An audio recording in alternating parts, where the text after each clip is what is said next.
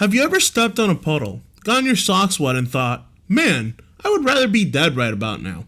Well, here's Bill Laimbeer's Combat Basketball on the Super Nintendo, developed by Who and published by Cares in November of 1991.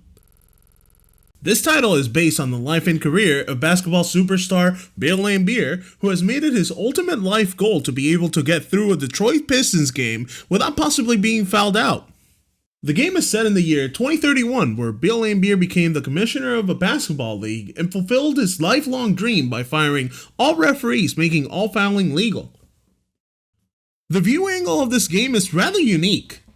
I'm sure at least one person out there spent his whole life clamoring for a basketball game where you play from a straight top-down perspective, one where you can't tell whether you're shooting or passing the ball. And somehow, I have the feeling that it might be the same one guy out there that actually likes the ball slap angle on his adult videos. This also brings me to the controls. It's a one-button game.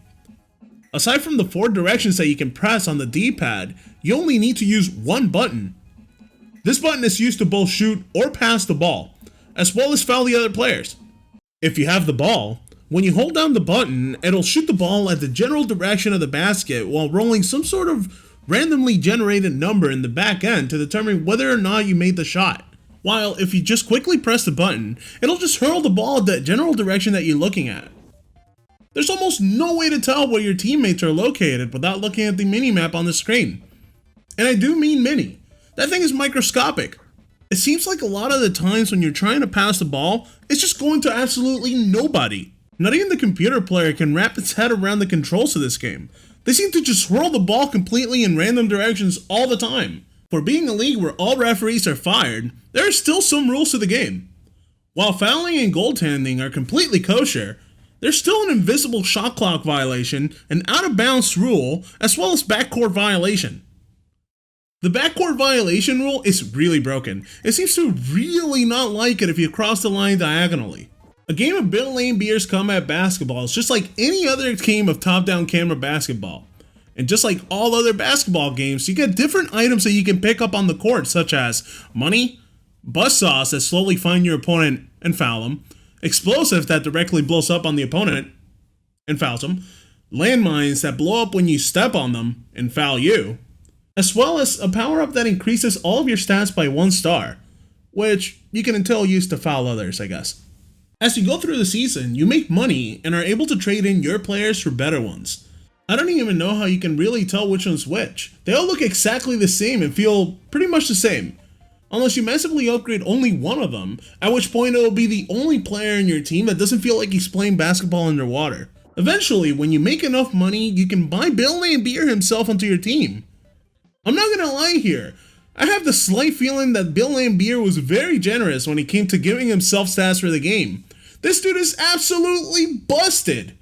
While he can foul just as good as he can in real life, he can also make any shots, and from almost anywhere. He's also faster and stronger than any other player in the game. It kind of reminds me of that Sacha Baron Cohen movie where he sets his own sensor bar to cover his junk and it reached well past his knees. So, onto the main game mode. A season is comprised of 14 games, which is about, let's face it, 14 games too many. But there are 4 divisions, so you have to complete a season 4 times. That's a total of 56 goddamn games that you have to complete in order to beat this game. Each game is made up of 2 halves of 1 minute and 30 seconds each. But time doesn't seem to move at a normal pace at all. These seconds seem to last a damn eternity.